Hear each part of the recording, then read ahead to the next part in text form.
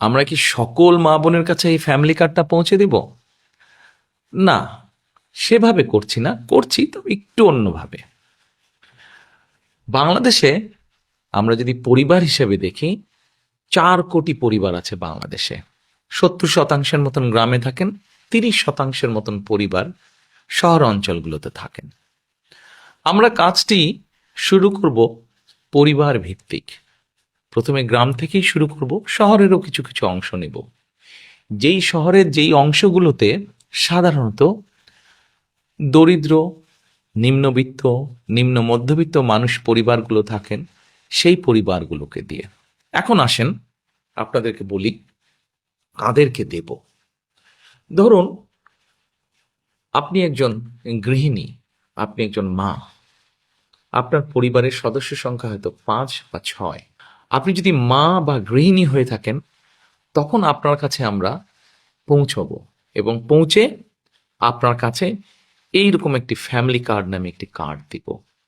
এই কার্ডটির মধ্যে আপনার নাম থাকবে, এই কার্ডটির মধ্যে একটি নাম্বার থাকবে, এই কার্ডটির মধ্যে মেয়াদ থাকবে এবং এই কার্ডটির মধ্যে স্ক্যানিং স্ক্যানিং করার মতন একটা দাগ থাকবে অনেকগুলো।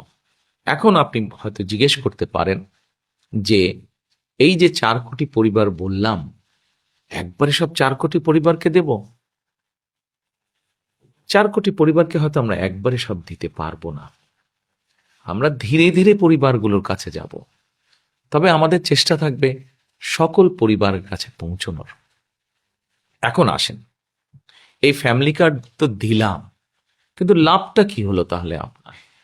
লাভটা হচ্ছে এইরকম, এই ফ্যামিলি কার্ডের মাধ্যমে আমরা প্রতি মাসে আপনার কাছে, অর্থাৎ আপনি যেই মা বা যে গৃহিণী আপনি, আপনার কাছে আমরা প্রতি মাসে 2 থেকে 2,500 টাকা হয় নগদ, অথবা আপনার পরিবারের যে প্রয়োজনীয় খাদ্য সামগ্রী, 5 জনের পরিবার হিসাব ধরে প্রয়োজনীয় যে খাদ্য সামগ্রী, এরকম কতগুলো খাদ্য সামগ্রী আমরা আপনার কাছে পৌঁছে দিব।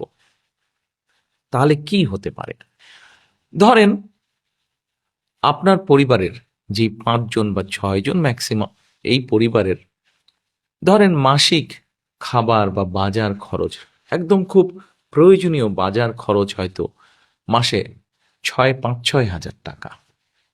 এখন আপনাকে যদি সরকার থেকে প্রতি মাসে 2 থেকে 2,500 টাকা দেওয়া হয়, অথবা 2 থেকে 2,500 টাকার সমপরিমাণ মূল্য